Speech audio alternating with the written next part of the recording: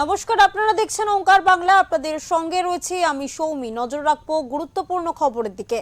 Horn দেওয়ার পরেও বিধায়কের গাড়িকে পথ না দেওয়ার বিধায়কের ধমক ছাত্রছাত্রীদের। মারধরের অভিযোগ বিধায়কের বিরুদ্ধে। প্রতিবাদে বাড়ির সামনে ঘেরাও কর্মসূচি, বিক্ষোভ ছাত্রছাত্রী ও অভিভাবকদের।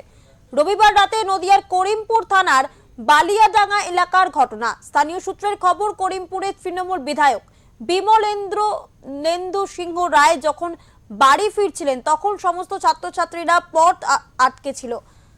ঘটনার খবর পেয়ে ঘটনাস্থলে পৌঁছয় করিমপুর থানার পুলিশ। যদিও এই বিষয়ে বিধায়ক বিমলেন্দু সিংহরা জানান, ছাত্রছাত্রীদের অভিযোগ সম্পূর্ণ মিথ্যে, এটা সম্পূর্ণ বিজেপির চক্রান্ত।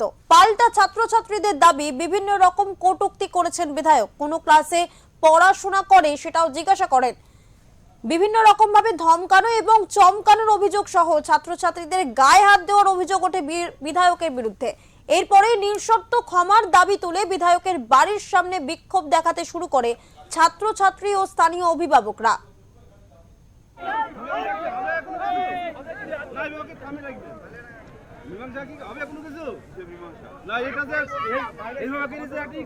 আপনারা গার্জেনরা সরে যান না, তাহলে আমি কথা বলছি।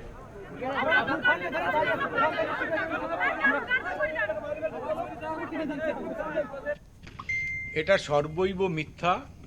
আমি একজন শিক্ষক।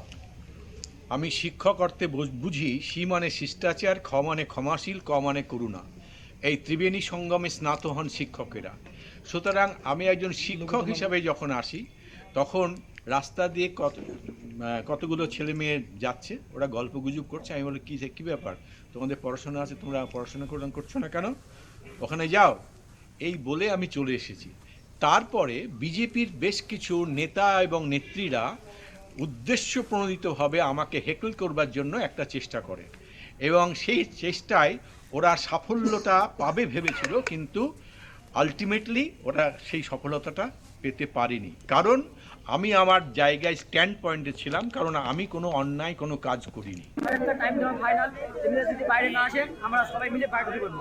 কি হয়েছিল, কি ঘটনা অনেক ঘটেছে, আপনি আগে শুনেছেন, আর কোনো দরকার নেই আমাদের, সবাই জানে এখানে ঘটনা।